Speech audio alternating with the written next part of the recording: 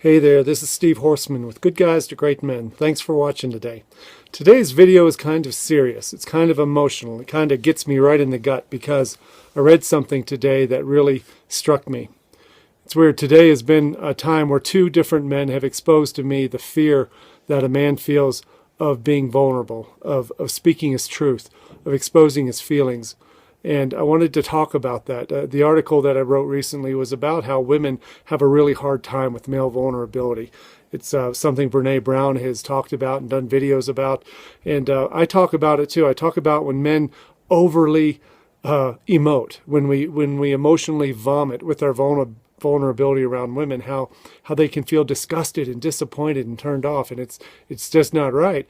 There's a fact of the matter, though, that male vulnerability to this day still has a stigma attached to it. And one thing I said in the article was that as men are working on regulating and controlling their vulnerability and how they emote around women, that they need a place to let it out. And what I said was that I firmly believe that this place is in the world of men. And in this article, a commenter poured out his heart in the comments about how he'll never be able to do that. And it broke my heart. At the end of the article, I'm going to read the comment. He said, Steve, you said, I've come to firmly believe the best place for this is with other men. That's being vulnerable, emoting. And he said, yeah, great. You have your group. But out here in the wild where the rest of us live, we're not allowed to share our vulnerability with other men either. The punishment and the shaming that comes from that is too risky because it's so costly. As Brene Brown said in her famous talk, the number one rule for men, don't be a pussy. Both men and women demand that men adhere to that rule, and if you can't, you deserve all the shame that society heaps upon you. In this country, there's still a much bigger reward for stuffing your problems and trying to solve them while keeping them hidden from view. Nothing in this country is viewed as more broken, weak, and shameful than a man who admits to partaking in therapy. That prison may open someday, but until then, we all know we're not allowed to even glance in the direction of the cell door.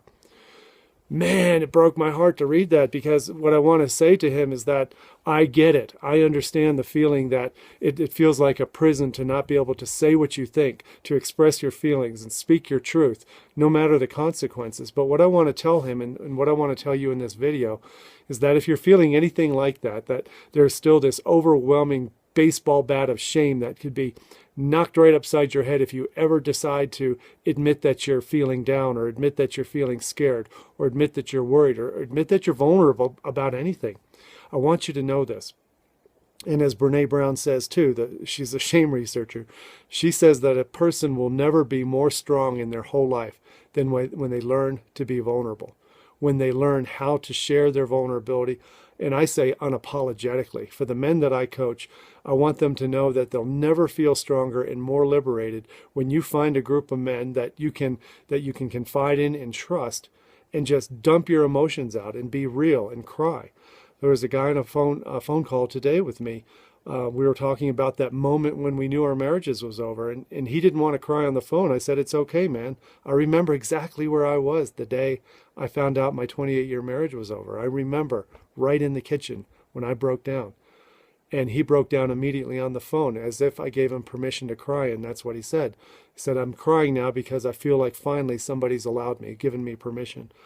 So that's why this video is so emotional for me, so serious, because our emotions are all that really matters. When we bury them and we try to hide behind this idea of a masculinity that is unbreakable, that's when we're at our weakest. The strongest men I know are the ones who are willing to look you in the eye and tell you exactly how they feel about you, to give you support, to give you encouragement, to share their feelings of fear and inadequacy and what it means to feel like a failure as a husband or a man. So I want to invite you to this community that I have, a community that you may think doesn't exist. You may think you're out in the wild all by yourself and there's nothing for you out there. And I want to tell you you're wrong. This phase of your masculine growth is finally getting to the point where you don't give a fuck anymore about what other people think about you. You're going to find your tribe. You're going to find the people that you relate to and connect with, and you're going to find other strong men who are going to help you get through this. This is a very important phase for all of us to get through. And I can't believe I waited 50 years to go through it myself, but we do it when we're ready. So I want to invite you. I want to invite you to a phone call with me to talk one-on-one. I want to invite you to become a client. Some of you watching this video are already past clients or current clients who get to come into our private men's forum, which is a very, very private, trusting, safe place for men to gather and talk about anything. So once you become a member of my program, you have free access to that for your life. And it's a hell of a thing. It's a hell of a thing to know that you've got somebody to talk to and dump your feelings on who won't use them against you.